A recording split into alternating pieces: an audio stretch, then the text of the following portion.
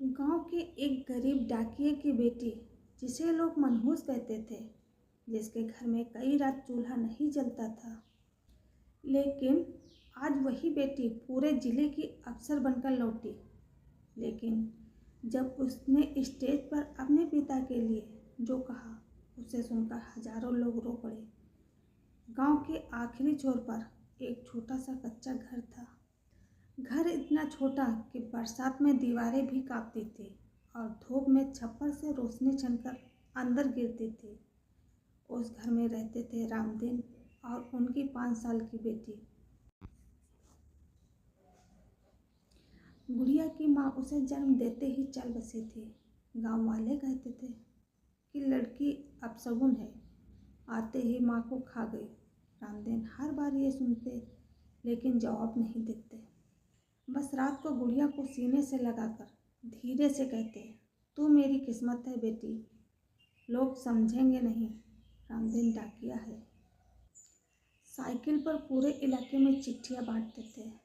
सुबह 5 बजे उठते, चूल्हा जलाते, गुड़िया के लिए रोटी सेकते, उसके बाल बनाते और उसे स्कूल छोड़कर ड्यूटी पर निकल जाते। गुड़िया हर दिन अपने बाबा से पूछती, आप रोज दूसरों के घर खुशियाँ क्यों बांटते हो?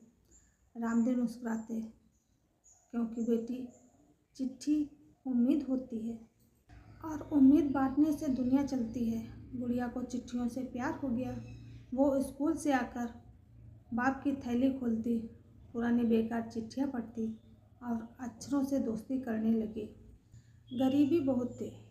कई दिन ऐसा होता घर में सिर्फ नमक और रोटी होती, लेकिन रामदीन कभी गुड़िया को भूखा नहीं सोने देता।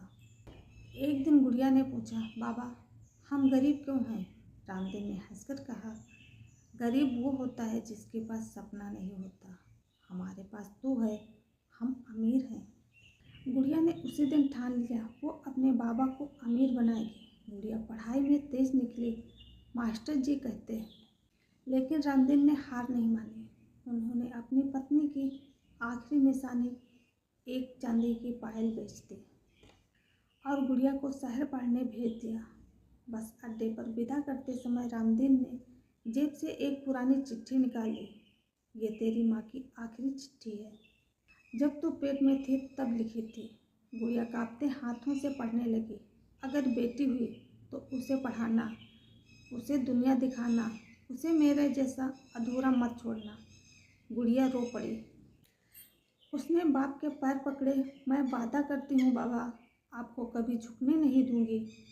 शहर आसान नहीं था, हॉस्टल की फीस नहीं थी, तो गुड़िया लाइब्रेरी में बैठकर पढ़ती और रात को ट्यूशन पढ़ाकर खर्च निकालती। कई रात भूखी सोती, लेकिन हर रविवार बाबा को चिट्ठी लिखती, मैं ठीक हूँ, आपने जो सपना देखा है वो पूरा होगा। रामदीन उन चिट्ठियों को छाती से लगाकर सोते। गांव में लोग अब भी ताने मारते, लड़की हाथ से निकल जाएगी। रामदीन मुस्कुराते, बेटी उड़ने के लिए होती है, कैद करने के लिए नहीं। सालों की मेहनत के बाद एक सुबह गांव में खबर आई, रामदीन की बेटी आईएएस बन गई। पूरा गांव सन्न। जो लोग ताने मारते थे वही मिठाई लेकर घर आने लगे। रामदीन को समझ नहीं आ रहा था रोए या हंसे। उसी शाम एक सरकारी गाड़ी उनके दरवाजे पर आकर रुकी। दरवाज़ा खुला, सफ़ेद साड़ी में बैच लगाए उनकी गुड़िया उतरी। रामदीन ने उसे देखा और वहीं ज़मीन पर बैठ गए। बाबा उठो, गुड़िया रोते हुए बोली। रामदीन बोले, आज मेरी डाक पहुंच गई, बेटी सीधे भगवान तक। शहर में बड़ा समारोह रखा गया। मंच पर बड़े अधिकारी बैठे थे। जब गुड़िया को बुलाया गया तो उसने माइक पकड़ा और कहा, आज मैं अफसर नहीं हूँ, आज मैं एक डाकिये की बेटी हूँ। भीड़ शांत। मेरे पिता ने दूसरों की खुशियाँ बांटी और अपनी बेटी में सपना बोया। अगर वो मुझे रोक देते तो मैं आज भी किसी कोने में डरकर जी रही होती। उसने स्टेज से उतरकर रामदीन का हाथ पकड़ा और उन्हें मंच पर ले आई। ये असली अफसर हैं। तालियां गूंज उठी। गुड़िया ने अपना मेडल उतारकर पिता के गले में डाल दिया। रामदीन रोते हुए बोले, मैंने सिर्फ चिट्ठियाँ बांटी थी, मेरी बेटी ने किस्मत लिख दी। उस दिन के बाद गांव बदल गया। लोग बेटियों को स्कूल भेजने लगे।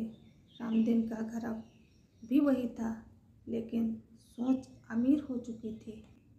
गुड़िया हर रविवार भी एक चिट्ठी लिखती है, बाबा मैं जहाँ भी हूँ आपकी थैली की एक चिट्ठी हूँ। और रामदीन आज भी कहते हैं, बेटियाँ बोझ नहीं होती, वो घर की सबसे खूबसूरत खबर होती हैं।